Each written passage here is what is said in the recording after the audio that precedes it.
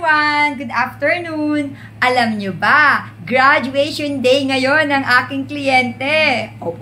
Hindi sa klase, kundi sa pimple treatment namin. Yes, tunay ngang sa bawat treatment package, meron tayong tinatawag na graduation day. And this time, ang gagraduate itong kliyente ko from pimple treatment. So, ano ba yung history ng kanyang skin? Na nagpunta siya sa akin during our initial session, talagang sobrang dami ng mga pimples niya sa mukha. Ngayon, on our 6th session, talaga nga namang maganda na ang kanyang skin. So, ang ibig sabihin, kontrolado na namin ang kanyang mga pimples and acne, wala na nga actually, and pati yung oiliness ng kanyang skin, kontrolado na rin namin. Plus, yung mga whiteheads niya, wala na, pati yung blackheads niya, wala na rin. So, kumbaga, natapos na rin sa wakas ang aming problema sa pimples and acne. So, ano na lamang ba ang aming gagawin? Yung mga succeeding sessions namin, whitening sessions na lamang ito. Magbubura na tayo ng mga pimple marks na iniwan ng pimples and acne ni ma'am. So, since hindi ko pwedeng ipakita yung buong mukha ni ma'am, ang ipapakita ko ngayon sa inyo yung status ng skin niya kung bakit gumraduate na kami. Eto na. Ayan. So, ito ngayon yung noon ni ma'am. Kung napapansin ninyo, talagang makinis na siya. Wala ni isang pimple. So, puro mga bakat na lamang ang napapansin natin. And then, ito naman yung kabilang side ng cheek ni ma'am. So, eto, mga remnants na lamang ng kanyang pimples. Meron siyang isa dito, close up ko, pero pagaling na rin siya. Kasi magkakaroon si ma'am ng menstruation, kaya nagkaroon siya ng isang pimple, in which, natural naman yon. And then, eto yung kanyang ilong, baba at bibig. Wala rin mga pimples. Ito, meron siyang bakat dito na lamang.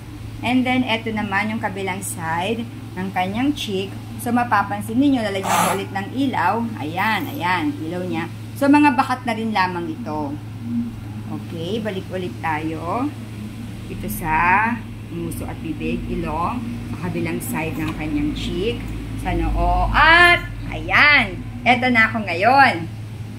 So, ano ba ang naging sikreto ni ma'am? Bakit sobrang ang bilis ng kanyang paggaling? As in, talaga yung 6 sessions namin, natapos niya. Actually, si ma'am teacher siya. So, sabi ko nga sa kanya, wow, natapos mo ang 6 sessions, hindi ka nag-summer classes. So, yun. So, tuwang-tuwa siya kasi hindi naging 7, hindi naging 8 sessions kami. Ang kanyang sikreto, lahat ng mga ibinigay kong gamot sa kanya, hindi siya napagod maglagay. Lagi siyang may inspirasyon na maglagay. Hindi niya nalilimutan ang lahat ng mga beauty routines na itinuro ko sa kanya. Plus, she never misses a session with us.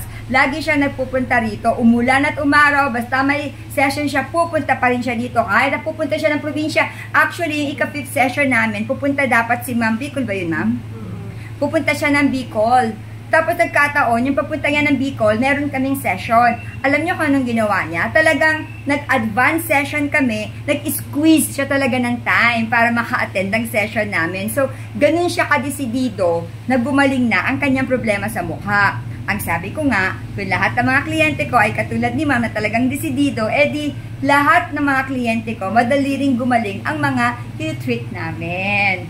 So, doon sa mga may problema sa inyo, sa pimple and acne, alam niyo na kung sino ang inyong kukontakin or pupuntahan. Dito lamang po sa Modeloy Skin Center. Kung saan nyo napapanood itong video na ito, i-click nyo lang yung phone ninyo, pwede nyo kaming i-chat. Ako mismo ang sasagot sa inyo. Or, you can text or call us at 0925-853-4636. Ang aming location ay Novaliches proper, Quezon City. By appointment po kami rito, kaya kailangan nyo pong magpabook for an appointment. Hindi rin naman po kami ganun kalayo. Kasi marami akong mga kliyente na nanggagaling pa as far as Rodriguez Rizal, parang Marikina, Dasmariñas Cavite, Pasay City, Santa Mesa, Manila. Oo nga talagang naka-scattered sila all over dito sa Luzon, nagpupunta dito sa akin. So, ano paano? Magkapaalam na kami ni ma'am, ha? O, ma'am, alam mo na kung paano magpaalam. Sana yung kamay mo mataas. Ayan na yung kamay. Ma'am, mag-heart ka naman. Heart. Korean heart. Korean heart. Yun, di ba? Heart, heart, heart. So, ma'am, bye-bye na tayo. Bye-bye. Bye, guys!